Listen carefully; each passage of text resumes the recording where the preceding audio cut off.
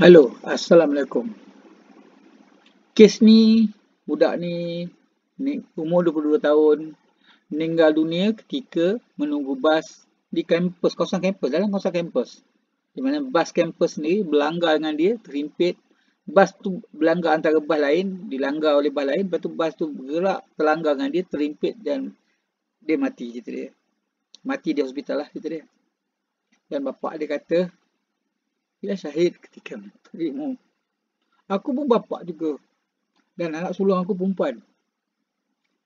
Anak kedua aku perempuan juga. Dua-dua belajar dekat IPT. Cerita dia. Seorang belajar di Perlis. Seorang belajar di Muazzam Shah. Aku sedih dengan kes ini cerita dia. Aku rasa apa yang dia rasa. Cerita dia. Aku tak mampu nak ucapkan. Aku tak mampu nak cakapkan apa yang dia rasa. Marah tu yes, betul. Kita marah. Memang marah. Tapi takdir tu Allah Ta'ala yang ambil nyawa dia. Kita tak boleh nak pertikaikan. Itu hujung nyawa dia. Kan? Soalan salah atau tidak tu, itu kita biarlah pihak berkuasa yang uruskan. Tapi macam aku rasa, aku sendiri rasa sedih dengan kes ni cerita dia. So anak aku sendiri belajar di Perlis, belajar di Muazzam Shah. Aku membayangkan anak dia umur 22 tahun. Aku anak yang sulung umur dalam 24 tahun. Perempuan masih belajar lagi cerita dia. Dan 23, seorang lagi 23 tahun. Muda daripada tua sikit lah, tua setahun daripada budak ni cerita dia. Dan aku tahu macam mana perasaan dia hilang anak.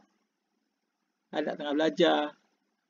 Once aku dapat berita ni, aku call anak aku. Aku tanya, aku borak dengan dia. Aku ceritakan tentang dia. Jaga berhati-hati cerita dia.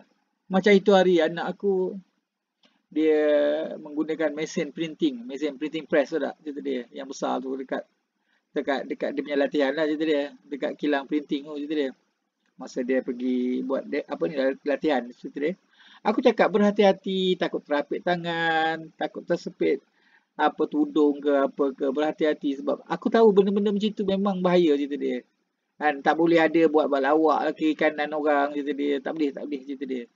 Kan cerita dia kena buat sebab aku sendiri pernah kutip jari kawan aku dekat kilang mesin press molding cerita dia untuk besi.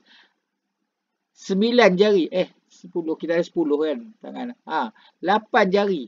Tinggal ibu jari saja yang selamat cerita dia dekat mesin tu. Aku kutip jari dia dekat mesin sebelah aku jack dan inching dan sebagainya. Kau bayangkan. Jadi aku tahu macam mana tu. Macam mana keadaan tersepit dan sebagainya, mati seorang anak ni cerita dia. Yalah kita pun siapa mak bapak yang sanggup anak ni mati cerita dia. Biarlah dia mati dulu, bukan anak dia mati dulu. Dia tak sanggup cerita. Tapi itulah kenyataan dia. Aku tahu macam mana perasaannya cerita dia. Memang sedih lah cerita dia.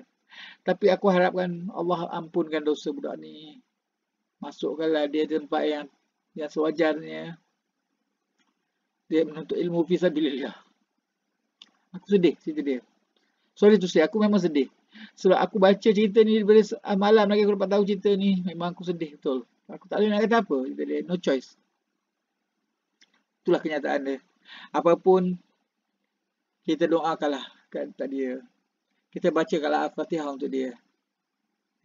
Assalamualaikum.